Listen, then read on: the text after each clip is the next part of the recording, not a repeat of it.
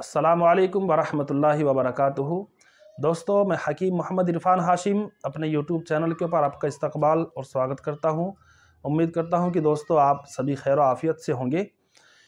आज दोस्तों जिस टॉपिक को लेकर हाज़िरी हुई है उसका नाम है धातु रोग, जिसको हम धात का गिरना भी कहते हैं, यानी चिपचिपा पानी आ जाना, लिंग के अंदर से चिपचिपा पानी निकलते रहना। तो ये चिपचिपा पानी दोस्तों कई तरह का होता है। तो मैं सबसे पहले तो आपको बता दूं कि आपको पेशाब से पहले भी आ सकता है, पेशाब के बाद भी आ सकता है, और आप टॉयलेट में बैठे हैं, आप जोर लगा रहे हैं तो आपको कब्ज़ है, तो कब्ज़ की वजह से भी दोस्तों ये चिपचिपा पानी कभी कभी निकल जाता है। और दूसरे दर्जे में अगर हम बात करेंगे तो आप सेक्स को सोच रहे हैं, सोचते सोचते भी आपकी जो है वो बूंदें निकलती रहती हैं। जी हाँ, जितना आप सेक्स को सोचते रहेंगे बूंद निकलती रहेगी, यानी चिपचिपा पानी निकलता रहेगा। इसी को धात का गिरना कहते हैं, यानी धातु रोग कहते हैं। उर्दू में इसको जिरियान भी कहते हैं, जिरियान। अब ये रोग क्या है और ये कैसे लगता है, तो सबसे पहले उसके बारे में मैं बताऊं आपको। इसकी सबसे बड़ी वजह तो दोस्तों हस्त मैथुन ही होता है, यानी बचपन की गलत कार्यों की वजह से, बचपन की गलतियों की वजह से जो है धातु रोग आदमी को हो जाता है।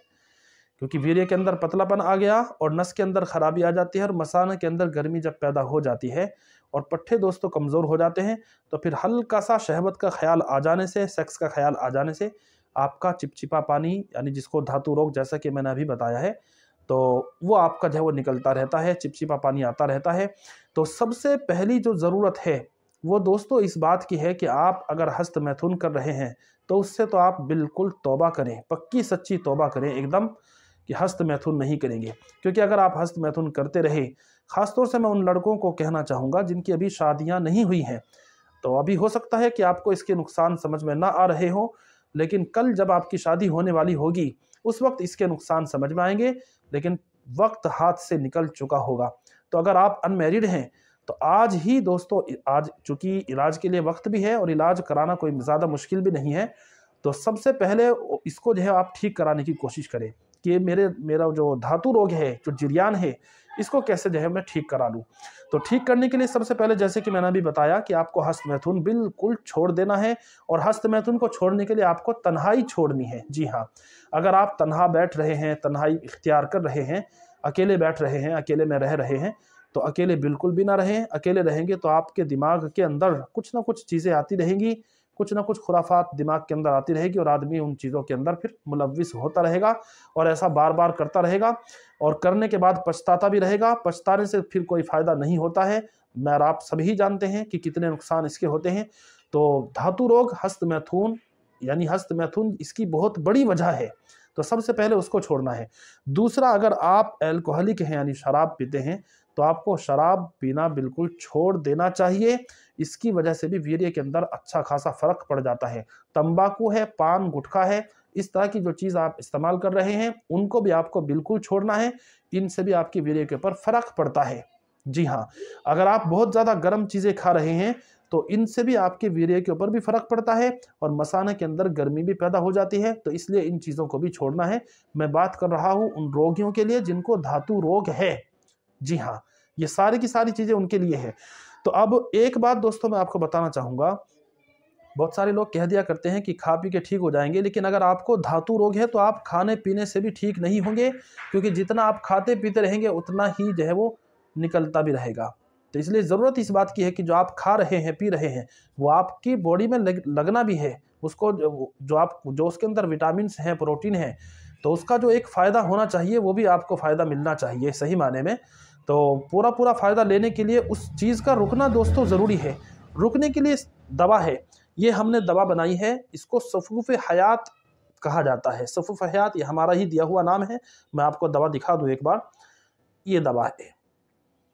तो सफ़ूफ़े हयात में दोस्तों ख़ास तौर से ये सफ़ेद नुस्खा है। सफ़ेद जो दवाइयाँ हैं वो अक्सर इसमें पीसी गई हैं, सफ़ेद जड़ी बूटियाँ, और इस चीज़ का ख़ास ख्याल रखा गया है कि दवाई बनाने के दौरान ये चीज़ हमने खूब जहन में रखी है कि जो जिरियान के मरीज़ हैं, यानी जो धातु रोग के पेशेंट हैं, तो उनको किस तरह जो है वो धातु रोग वाली जो चीज़ है वो उनके अंदर से बिल्कुल पूरे तौर पे ख़त्म हो जाए।